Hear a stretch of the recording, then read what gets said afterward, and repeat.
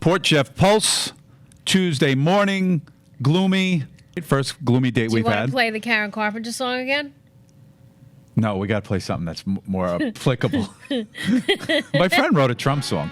He did? Yeah, he wrote a Trump song. We'll play that. You know what, Terry? I'm going to play this for you if you're looking. Let's play that in the background.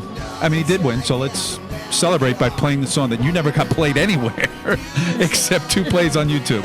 Let's listen to a few bars of it. Hear our voice, cast the vote, and make the smart choice. We are doing a recap. I'm so excited Yes. because a lot of things, as you know, we did a Facebook It was Live. fantastic. I People watched really it. liked it. We did a Facebook Live broadcast Tuesday election night. We went live at 7:30, and I think we stayed on till 9. I wish we stayed on till, honestly, I went to bed. Yeah. I went to. I don't think I went to bed that night. I think I was up till I went to bed at 3 a.m. 1. It would have been cool to stay up the whole time. Did you stay up all I night? did. I stayed Yeah, of until course. 3:30. Of course. But just the fact that we did that was breaking ground for us. And I think from a local standpoint, it was really cool. Right. And I enjoyed it. It was myself, Leslea, who's with us now, Leslea Snyder. You took off. You had Yes. something to do. We had Yep. Margot in, and we had Dom. And Dom's perspective was worldwide. And it was so many great things we talked about. And there was no infighting, and I really loved it. A lot of stuff went over my head, though. I have to be honest. Some of it went over my head, from the process. And Leslea and I have talked in between and oh, I get it. And it's so important. I mean, it's stuff you really want to, quite honestly, learn before the election if you What, can. election for dummies? Election for dummies or school taught complex stuff. process. It's hard. It is. It is And it's difficult and it's not stuff. intuitive. to I don't. everybody. I have no idea. So we went up, I think, to around 9 o'clock. Some of our faces were even myself, and I did not think it was going to be a one way or another. I knew it was going to be close. I did know that. The bases were charged. Certainly on Trump's side, they were certainly charged, but they were charged on both sides. So, what were your thoughts, or more importantly, give us structurally what actually happened? I think everybody was just shocked. I think it was just shocking when you're watching all the polling come in and which states And are the numbers. called. And every state has a different timeline or at least time zones for different numbers. So some polls will close at 7, 7:30, 8 o'clock. We close at 9, but then you have different time zones as well. But watching those numbers come and being reported in, it was shocking how many went into the Trump column. Even in the early states, we saw a lot of Trump leading. So even if he got 25 electoral votes, and that's what they're projecting. So we talked about that before, that the Electoral College is really the decider, and it's supposed to theoretically mirror the popular vote. So it's really about the Electoral College. You have to get to 270, and like we talked about Clinton campaign, the week before, we know we're going to get to 270, we're going to get to 270, and that's the number everyone talks about because it's the majority of the number of the 538 electors. Exactly. So that was shocking. So what, at the end of the day, What was the first state that was the shock? What time and what was the first state where people said, "Wait, what's happening here?" The SNL thing was great because, they showed exactly sort of the see it. timeline. Yeah. I didn't see that come out. I'm trying to think. I just kind of remember there being one state and was like, I think it was Virginia. difficult because we were live and I couldn't True. see the TV, so I True. I couldn't really give that recap, on which states came out first. But just we were really waiting for the swing states, the Florida, Ohio, Pennsylvania, Right. Michigan. So that's what we were waiting for, and that's what Right. we stayed up until 3 a.m. for. Right. But yeah, so he He pulled it currently off. how it stands, he's at 290 electorals, and she's at 232. The two states that have not been called yet by the AP, but their departments of states have 100% in, is Michigan and also New Hampshire. So you still have 20 outstanding electoral votes out. So that would bring them, 16 and 4. So, they're looking at him getting 303 Okay. If those two came in. if those two came in. Okay. They have to come in though, right? I mean, yeah. eventually. Oh, They yeah. have to. Okay. Yeah, they do. Like legally. Okay. There's a lot of other things that are in play. We also have absentee ballots. Right. So There's still. possibly, every state is different. Our state, they have to be postmarked on election day, and they have to be in hand in BOE by November 15th, which is today. And then if you're an overseas ballot caster, for military personnel on other in overseas stations, that's November 21st for the state. Oh, So let's stay with the process just for a second still. What are some things that maybe you were surprised about in the process that you're like, wow, I never saw that before? Not so much about the way the vote went, but in the process. Was there something that stood out that had never happened before or that was, again, surprising to you? I guess it was really surprising to me that everybody underestimated on the Democratic side the Rust Belt. So for me, just looking at the the northeast quadrant of the United States. So you're looking at Michigan, you're looking at Illinois, Ohio, and, they didn't really campaign a lot there. Michigan, she pretty much went in, last couple weeks, but not aggressively. So that was a very big surprise because in some regions, and especially in that region, there was a really shocking movement from Obama voters to Trump voters. So in some places, 40% went from Wow. Obama to Trump. So Wow. that was That's a shocking lot. to me. Yeah. That was shocking to me. But then again, when you look at the Democratic, and especially Hillary Clinton going into Ohio and Pennsylvania and talking about coal and clean energy, I think that was off-putting because a lot of people lost their jobs. That's right. So, but when you're really looking at these numbers and this swing, I think, a lot of people have a lot of speculation about the emotional arguments about it. And they're saying, oh, it's uneducated white people. And there is an overwhelming amount of voters that came out that were white for Trump. But White men, no college. Is that's I'm what they're hearing. saying. That's what they're saying. But you know what? You also have to remember you're looking at ballots that are cast with anonymity. So that's projections, and that's also what people are saying in exit polls. So when some stranger comes up with a microphone in your face and says, how did you vote? Did you go to college? Are you employed? What's your age? I don't know how many people want to really admit that. Right. So Right. I have been saying throughout the entire election cycle after the primary that I think we're going to see a lot of, I call them closet trumpeters. I've been saying that was my big thing and nobody understood that they just were, I wouldn't say ashamed. They just, because he was so boisterous. Yeah. It's almost like if you're I'm a boisterous parent and my kids are quieter because I'm a boisterous parent. Yeah. This is almost the same thing. Yeah. He's so boisterous and outspoken. It's like, I can't be that. I can't match that. But I'm hearing some of the things. And the other thing I said on social media yesterday was, and he's genius for this, but he doesn't even know it. These little snippets that I know liberals hate, they talk in snippets. So it's not New York Times diatribes. But we're not in that society anymore. So he ingrains them into your head. And it's mesmerizing. Right. You can't say it's not. It is. And you go away with just sound bites. And I know people, look, I'm not trying to say run the country on sound bites. I'm just telling you that this had a big effect. Being able to say concerted sound bites that people could walk away with, right? That's why I even tell you on your health tip, keep it simple. Yeah, keep it simple. Keep right.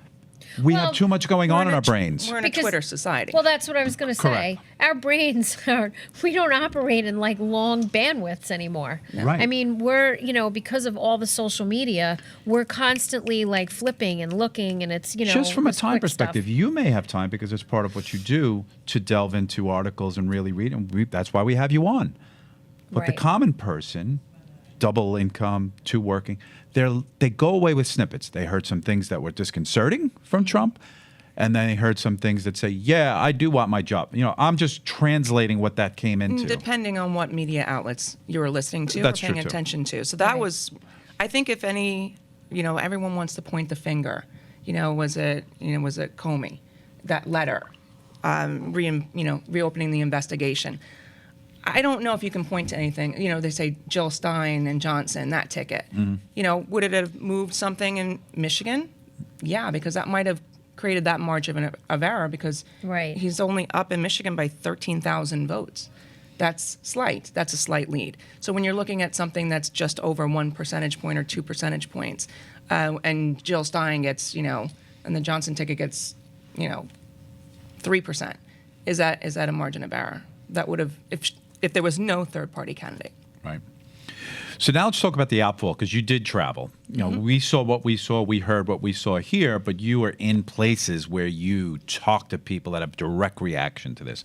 What did you see, and what did you see that you maybe never saw before? Because everything about this was different than had ever happened before. I think the first thing that I noticed, especially we talked about when I went to my polling place in Port Jeff on Tuesday, in the morning, not aggressively early, it was probably about 6:45. There was a lot of activity, but there wasn't long lines. Now we're looking at all the media outlets, and they're saying there's long lines everywhere. You know, even though about 35% of the country has early voting and had cast their ballots early. So when we're really looking at long lines, and everyone's thinking it's a really high voter turnout because optically it looks that way, there was actually, in 2008 there was 61.6 people that came out to vote. 61 million? It's a percentage. It's almost 62% 61%. of the population. I'm sorry. Yes. Less. It came was out less. to vote. Yeah. This year, 57% voted. In 2012, 58.6. So we had 1.4 less, more voters registered and enrolled, but we had a significant drop. So less people voted. So when we're looking at those long lines and we're looking on the TV or, you know, whatever outlet you're looking at, and people are like, oh my gosh, it's out the door, it's down the street. But really, there were less people. Was there concentrated places where there were long? It must have been. New York City. Yeah. But then again, New York City has had A lot of problems. Well, in the primary, they had a lot of problems with just their board of elections The and, process. Right. Yeah. and that Yeah. process. So, Okay. so that was interesting to me that we're thinking there were record turnout of votes. Right. There weren't. No. Okay. Yeah, that's. We've yeah. actually saw a decline that was marked. Okay. But yes, I was in Puerto Rico this week for SOMOS, and it's a New York conference that takes place day after Election Day every year in Puerto Rico. And it was kind of like a funeral. It was people were very sad. It's the Democratic Party mostly. I mean, we had some Republicans there as well, public and private sector. And it was definitely It was a somber mood. to say the least. Were people drinking more? Well, actually, when de Blasio spoke, they actually closed the bar down, so that wasn't helpful, I didn't think. But, you know, I mean, it was much more somber. There was less attendance than I've seen in prior years, so that was interesting. A lot of elected officials did not come, like some of our congressional delegations Wow. did not come. So that was interesting. So when you spoke to people through the week, I don't expect you to recount every conversation. What was the gist of the conversation? Was it shocking? How could this happen? It was shocking. It was shocking. How are we going to recover from this? You know, is this going to be horrific for New York City especially? You know, we want to keep our sanctuary city. We want to make sure that we push our immigration policies. We want to make sure we have the DREAM Act. And what does that look like going forward? They were concerned about the LGBTQ issues. They were concerned about, you know, a lot of our social policies that have been enacted since President Obama came in office in 2008. Right. And healthcare reform, obviously. Now, did you see the 60 Minutes with Trump? I did. I feel he's shocked as well, but maybe that's not the word. Maybe he's just realizing that now he's got to go to work, and really, he has to go to work.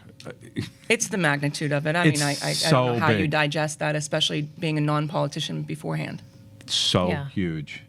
I mean, I shudder when I felt bad for him, actually. You know, he was just like, wow, I really did this, and he really exuded that. But I think you also saw a more moderate tone. Definitely. You know, first of all, you know, you're looking at Republicans, conservatives, and Democrats getting very nervous about what he's going to do. And, you know, Leslea Stahl said, you know, are you going to overturn? No, the Supreme Court ruled on that. Yeah. I'm okay with it. Because he's not a conservative. He's not a conservative. Was he a So Democrat way back 20 years ago? I'm he not was, sure right? what his registrations were, but I believe so. Yeah, I think he was. Which is why you saw so much unrest in the Republican primary. Is Right. what Trump did any different than any politician does in the campaigning season? He was just a little bit more. He did what he had to do to win, right? Campaign has rhetoric because you're trying to appeal to a base of voters. Every campaign has rhetoric. They're going to promise you the moon and back. Yep. And then you get elected, and now you have to govern. And you have to govern for everyone. So And that's... he said that. He's I going to mean, backpedal a little bit. Has to. Right? He has to. Well, I think you already saw in Yeah. that interview, he was much more moderate in his tone. He wasn't as boisterous, like you said. Right. But he also said, like, I'm not going to say I'm going to take back, the Supreme Court decision. No, he I'm not did. I gonna- know. He likes to win. He's a marketer, and he did it. And it's absolutely amazing because that is historical. Not holding a political office, not even a military position, right? That part of it was completely Correct. wow. Nobody even really talked about that. Well, there was a lot of things that rose above that. Yeah. Social media. Did you talk about that at your conference and how going forward that's going to affect all types of future elections? I think the media really has. I think it has to come to Jesus moment, because we don't have journalists anymore. Right. We just We kind of document what's going on, right? We have people with opinions, and they push their opinions, and that's a problem. People want to be educated. They used to look at the Walter Cronkites of the world and say, you know what, I'm going to get unbiased news feeds. And then whether you're on MSNBC or CNN or Fox News, you don't get that anymore. Right. It's their agenda that they're moving forward. Even the Megyn Kellys of the world. You look at Anderson Cooper, I think he's okay a little bit, but Chris Matthews, they're very one-sided. Yeah. And I think that's where you really come into play with how could this happen? How did he manage to win the presidency where no one even thought he'd win a primary? And I think that's where you see a lot of people not answering accurately in the exit polls, not when they're going into the polls.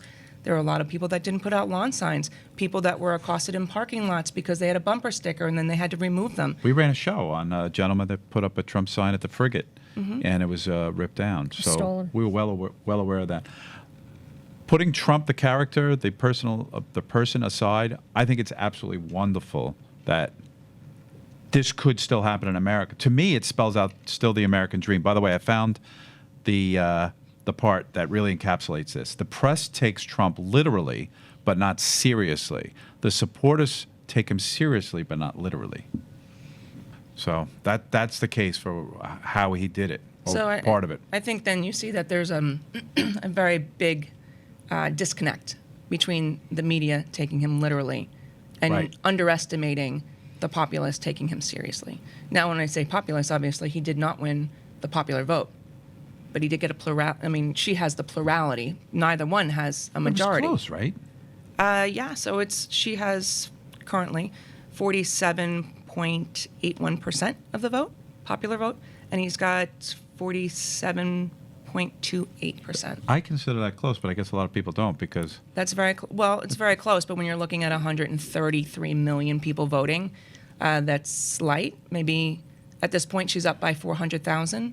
that's close. That's very close That's very, very close.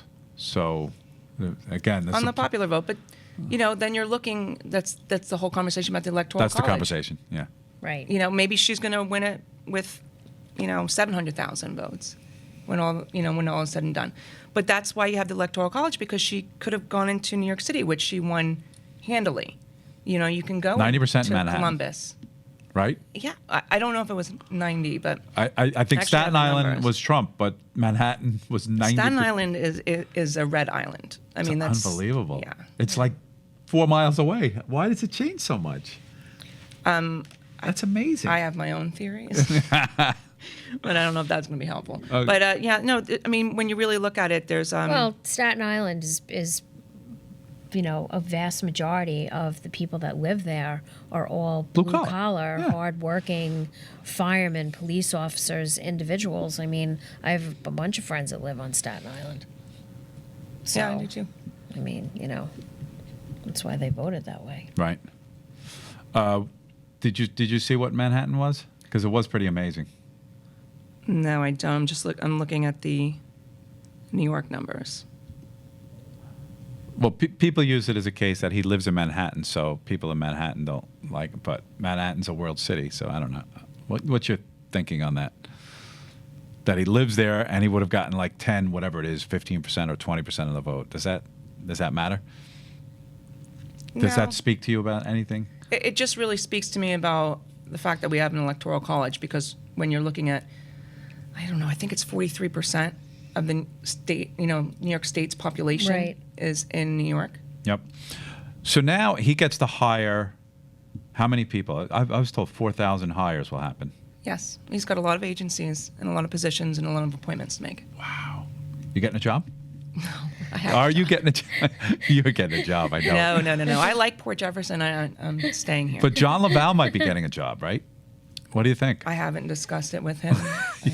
He currently also has a job, so yeah, I'm sure a lot of people will be moving An appointment. around, or maybe he's putting together a team, and he's got a transition team, so we'll see.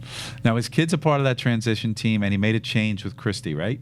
Christy went to another place, or Christy's just out of the picture now? I don't think he's getting a top spot in anything. So he put his vice president in charge of the transition team. Mm-hmm. What positions have been filled so far, if any? He's got a senior advisor, and I guess the chairman of the RNC is Priebus is going to be his chief of staff. Have any opinion on that selection?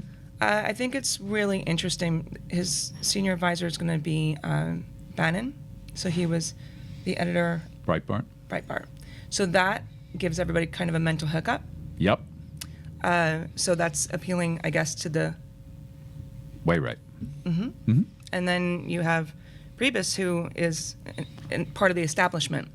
But as chief of staff, I think it's very important because he's going to have to negotiate with the members of Congress. Right. And that's going to... He's already got those relationships, so that's really important for him. I thought that was a thoughtful choice. You know what I found interesting about the 60-minute interview? He never had, I didn't know this, he never really actually met Obama. Right, I know. Unbelievable. I was very shocked to see that. You know, they've traded barbs, as we all know. But Trump, he really is a very kind of special individual in that I think he can be a chameleon on a dime if he needs to be. Right. A lot of people can't do that, and a lot of people don't understand it. But I think he's capable of it. I think he really does actually respect Obama now. And I think he probably will go through a smooth transition with him. Where if you said that 6 months ago, Kevin, what are you talking about? And I think he will. I think there will be a mutual respect there, which is amazing. It's cool. That's what we need, because otherwise we're... Well, I think that says a lot about his position, and he's been saying it since election. He wants the nation to be unified. Right. He wants to do this job well. And we'll have to wait and see how that goes. Can we talk about some of the outfall? I mean, I had heard, I didn't actually witness this, but universities had crying stations, I had heard. Actually, I heard that firsthand. My good friend's son go to Cornell University, and there were crying stations. I never even heard of that term before. There's obviously protests. I think a lot of them are out of fear. And, tell me some of the things that you've seen as the outfall of this decision, this monumental election. There have been questions. As a matter of fact, one of our assemblymen in New York actually just sent a letter to the chancellor of the SUNY system saying that he had heard from parents and from students I'm sure. that school classes were canceled or days were canceled for people to mourn this election. When you're looking at an emotional aspect of it, and everybody gets emotional, people lose, people win, Sure. and people are excited or they're despondent, but you can't be so despondent where you just stop functioning. Right. And I think that that's a problem, and especially when you're looking at tax-funded institutions like our SUNY system, our dollars go there. You have an expectation that, what are we going to do? Have the Right. day off after Election Day just to manage some people that are upset? I don't know how that really works out.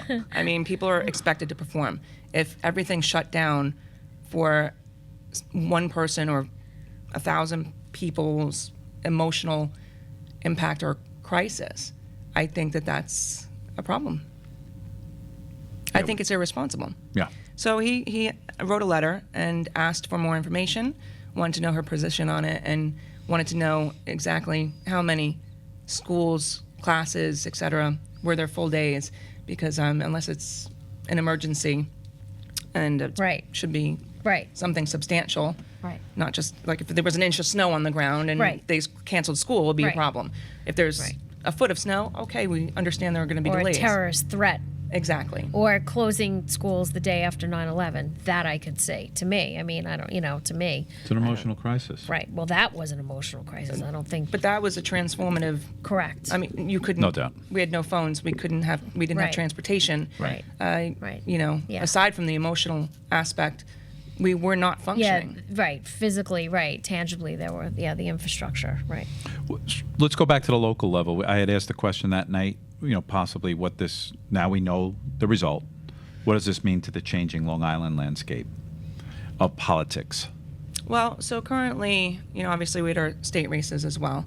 There are 2 outstanding races on Long Island, and that will really determine the upper house, the Senate majority, and how that's going to rule. So, as it stands, the Republicans do have a majority, but they also conference with members outside of the Republican conference. So we have an IDC, which is the Independent Democratic Conference. There's 7 members now. And we also have a Democrat in Brooklyn who has not committed to conferencing with the GOP. So it kind of hangs in the balance still. So November 15th, as we said before, is when absentee ballots have to be in to the Board of Elections in the state. That's today. That's today. So we'll So- might have to have another recap. We're going to have another recap. And then A overseas recap of a ballots recap. on the That's fine. 21st. But right now, that's the race that's still out there, and the incumbent is down by 33 votes. Gotcha. So that's very critical to see what the absentee ballots came back as. Whoa. Yes, and I'm sure they're feverishly counting those. 33 votes. Oh, man. It's amazing.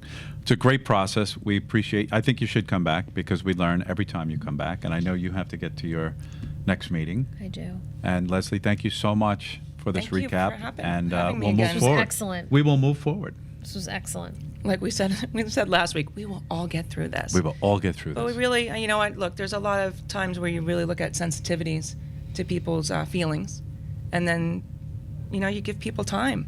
You check on your friends. Nobody should lose friends over this. No. God, no. And it happened. No. It happened. It has happened. But No. I mean, listen. It's an emotional reaction, but then you have to kind of come together. like you said, right. It is what it is now. So what are we going to do? Are we going to isolate ourselves and shut ourselves off from the world? you know what I do? And- But the is what it is our republic process. Right. Is it democratic? Yeah, we have a democratic process, but we're a republic. Right. And we talked about that last week. Right. We have 2 sides of that conversation. You still have to remember the Electoral College doesn't come in until December 19th to vote. And the results of that, unless they move the date, will be January 6th.